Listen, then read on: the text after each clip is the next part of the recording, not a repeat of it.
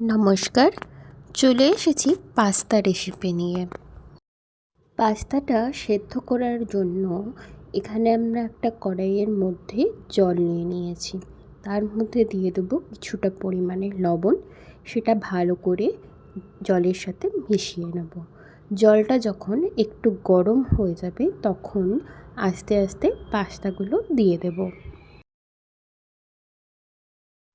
পাস্তাগুলো দেওয়ার পর আমরা একটা খুন্তি দিয়ে যেটা বারবার ঘাঁটতে থাকবো, না হলে পাস্তাগুলো নিচে বসে যাবে।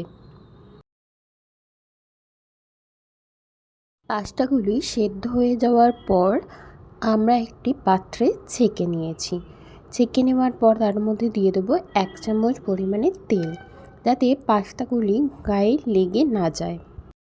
একটা কড়াইয়ের মধ্যে কিছুটা পরিমাণে সাদা তেল নিয়েছি। তেল গরম হলে তার মধ্যে দিয়ে দেবো কুচানো রসুনের কুচি। রসুনটাকে একটু ভেজে নেব। একটু ভাজা হয়ে গেলে যখন কালারটা আসবে তখন আমরা দেব কুচানো পেঁয়াজ।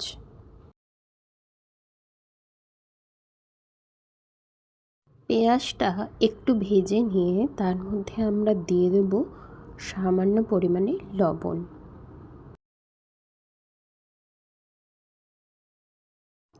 এরপর আমরা একে একে সমস্ত সবজি দেব। প্রথমে আমি দিয়েছি গাজর, ক্যাপসিকাম, পেঁয়াজ পাতা,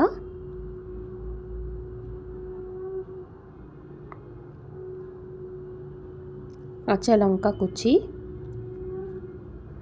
এখানে আপনারা আপনাদের চয়েস মতো সবজি দিতে পারেন। সবজিটা যাতে সেদ্ধ হয় সেই জন্য অল্প পরিমাণে জল অ্যাড করলাম। সবজিটা যখন সেদ্ধ হয়ে আসবে দেব টমেটো কুচি।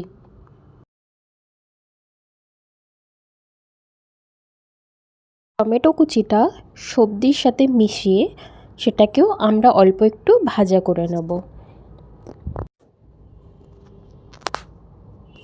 দেব কিছুটা পরিমাণ গোলমরিচের গুঁড়ো, দেব টমেটো সস। আবার সবজির সাথে মিশিয়ে দিয়ে এরপর আমরা দিয়ে দেব আগে থেকে সেদ্ধ করে রাখা পাস্তাটা। পাস্তার সাথে সবজিটা মিশিয়ে কিছুক্ষণ কড়াইয়ের মধ্যে রান্না করে নেব। এরপর ওপর থেকে ছড়িয়ে দেব ধনেপাতা।